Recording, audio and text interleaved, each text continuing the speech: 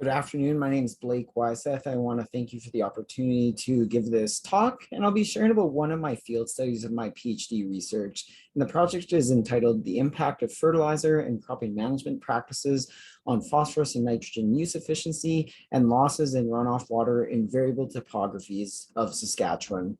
But before we get started, as we gather here today and from where I'm delivering this presentation virtually, we acknowledge that we are on Treaty 6 territory in the homeland of the Métis.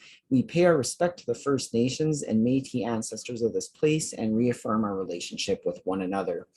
Now, by way of introduction on the study, we know that beneficial management practices are commonly recommended to limit nutrient export in runoff water, and a common example is 4R nutrient stewardship. Now, when it comes to 4R nutrient stewardship, there's a couple of critical aspects. Number one is that at a local scale, it's often applied in the context of other farm management practices, such as crop residue management, crop rotation, equipment, and logistical considerations. And when it comes to its ability to limit nutrient export, it assumes that nutrient transport mechanisms are driven by hydrology, which in turn is influenced in part by topography and soil characteristics. However, localized variation in these controlling factors is often overlooked in the site-specific prescription of BMPs. Therefore, the objectives of this study are to evaluate BMPs for their influence on nutrient use efficiency and nutrient export in runoff water, to assess the impact that topography has on influencing total phosphorus and nitrogen load in runoff water, and assess BMP effectiveness in achieving its intended goal of limiting phosphorus and nitrogen losses in runoff water across variable topographies. The hypotheses include that first, runoff water nutrient export and agronomic performance will be influenced by the BMP implemented within the landscape. And secondly, that the overall effectiveness of the BMPs will be influenced by differences in soil water dynamics across the landscape, as affected by topographic variability and climatic conditions. Therefore, the study was conducted at the Glacier Farm Media Discovery Farm Langham, which is located just west of Langham, Saskatchewan, and northwest of Saskatoon. And you can see the location from the red waypoint on the Google Maps image on the screen. Discovery Farm Langham has three critical pillars, including research, demonstration, and knowledge dissemination. And it's all about bringing together all the relevant stakeholders to address some of the greatest challenges facing farmers both today and tomorrow. So at this location, 8 hydrologically independent basins were identified within an area with a collective area of about 16 hectares. And you can see these basins on this LiDAR image on the screen, and they are outlined in the black polygons. Once these were identified, there was 2 phases of the project. The first is the construction of surface channels to channel the runoff water out of the basins as a part of a wetland consolidation project. And you can see the location of those channels on the LiDAR image, and they're highlighted by the red arrows. Once this had been completed, a 2-year field study was initiated beginning in the spring of 2021 to address each of the objectives mentioned before with a consideration of 4 beneficial management practices. So first of all, a control practice of standard farming practices on an annual grain crop. And in the 2021 year, it was flax. Now within that annual grain crop, we had 2 other management practices, including post-harvest crop residue management and variable rate fertilizer application. And the final BMP we looked at is annual forages in a polycropping mixture. Once seeding had been completed, flumes were installed at the point where each of these surface channels exits the basin. And this, of course, allows us an opportunity to measure runoff water volume from each of the basins and provides a sample collection point where we can analyze that water for nutrient characteristics. A transect of sampling locations was established across each of the basins, and you can see those reflected on the image on the right side of the screen. The locations were chosen specifically to capture differences in soil water dynamics across the basin as influenced by topographic position and soil characteristics. So the image on the left is a graphical representation of one of the basins in the study. You can see the blue numbers represent the locations of the 6 transect sampling points, And the black numbers show 3 unique landform complex locations that we were targeted for sampling. So number 1 being our upslope locations, number 2 being our midslope, and number 3 being our basins.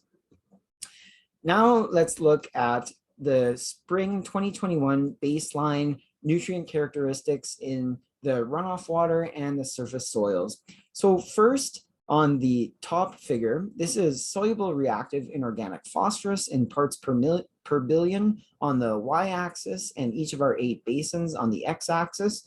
So importantly, this is the concentrations measured following the construction of the ditches, but prior to the implementation of any of the treatments. And you can see based on our p-value that while there is significant variability in the concentrations among the basins, there is no significant difference from a statistical point at the 5% level. Now, looking at the bottom of the screen, this is our modified Kelowna extractable phosphorus of surface soil samples measured in micrograms per gram. And for each of the 4 BMPs, along with the landform complexes, you can see from our p-value that there is no significant variation in the extractable phosphorus concentrations. So from the soil and the runoff water, we see that there's quite a uniformity among each of the basins before any of the treatments were implemented. Of course, it's important to look at the growing season conditions. And in this table here, I've reported over the growing season from May through to August on a monthly basis, the 2021 precipitation in millimeters and comparing it to 2020 as a reference point. And we can see certainly there was relatively low precipitation in 2021 compared to 2020 as an example, roughly about 40% of the precipitation. And it was largely focused within the months of May and August. And we certainly see this being translated into the yield response that we saw. In this figure here, we're looking at both grain and straw yield according to each of the treatments.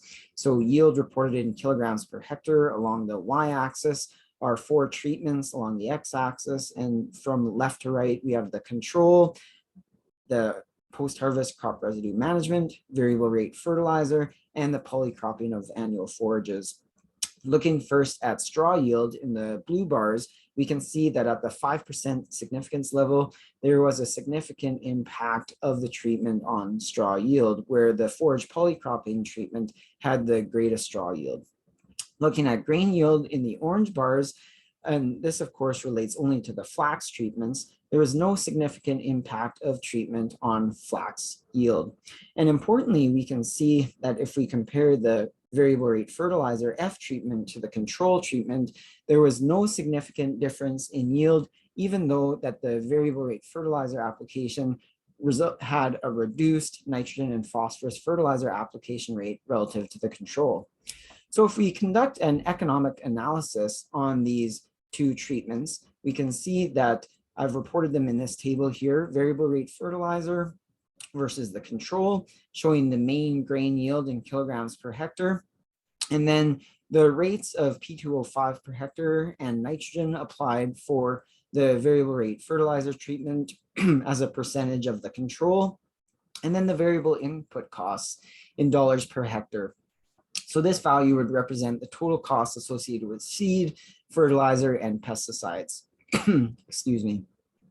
When we compare the two, we see that variable rate fertilizer application resulted in a savings of $22.75 per hectare compared to the control without seeing any yield penalty. Now looking at straw and grain yield according to the landform complexes, again, our yield in kilograms per hectare along the y-axis, our complexes on the x-axis, and from left to right, we have complex 1 being the upslope locations, 2 being the mid-slope, and 3 being the basins, the depression areas, the low slope locations. Looking first at straw yield, the blue bars, we see that in this instance, at a 0.001 significance level, the low slope locations had a significantly higher straw yield compared to the other 2 locations. And when we focus on grain yield, this time at a 10% level, the yield of basin 1 was significantly lower than 2 or 3.